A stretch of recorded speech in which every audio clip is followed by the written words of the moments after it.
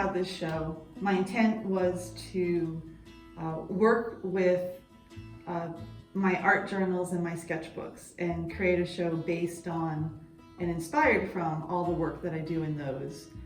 The art books and the journals are a very critical part of my creative process.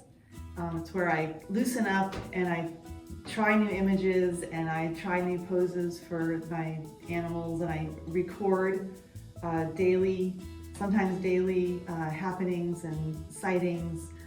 And so knowing I wanted to publish a book to kind of capture all the years of the sketchbooks that I've been keeping, I thought it would be really great to sister that with a show of finished pieces that were inspired from the sketchbooks.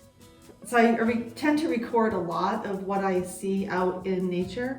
I'm definitely I love being out in nature. I grew up in the woods in Massachusetts, and we moved here from California from the woods of Vermont, and nature sightings were a constant. And even here on the Monterey Peninsula they are, because nature has learned and figured out how to live with us.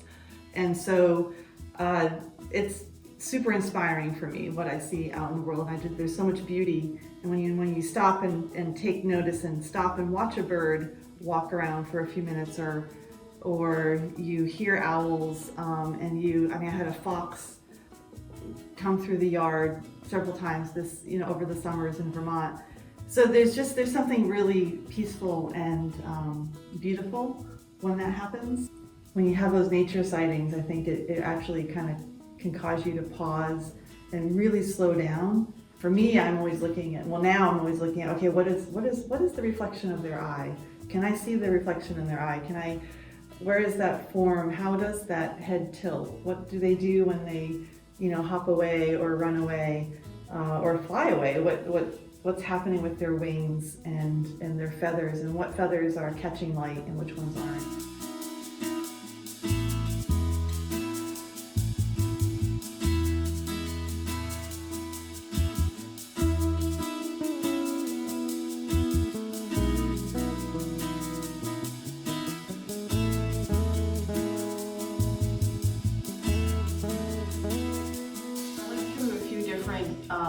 Emotional roller coaster rides, because I knew the gallery wouldn't be open to the public like it normally is. And there's a really important aspect of when you're creating a show, well, for me it is anyway, that there's an intention of sharing what you're creating with the world. And that's such an important part of creating art for me, is sharing my art with the world, having people see it, having people connect to it. And knowing that the gallery would not be open to the public, it created this emotional kind of tug and pull of how do I'm still creating because I need to create, and this is my intentions are bigger and beyond, there's a bigger reason for all of that.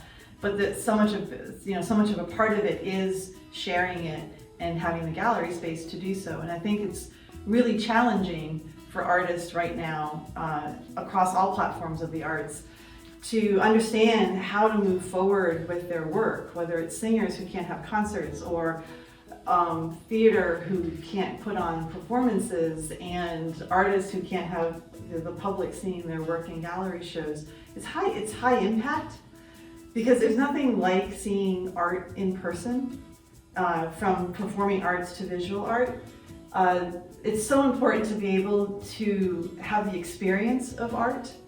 And I think that I'm hoping there's a huge renaissance when this coronavirus is maintained, because we so need the arts. And I think more than ever, people need to be connecting to things that are created and things that come from people's hearts, because that's where you make your own connections, and you have your own experiences that you can relate to, and it gives you emotional strength, and it gives you hope for the future, and it brings it all together.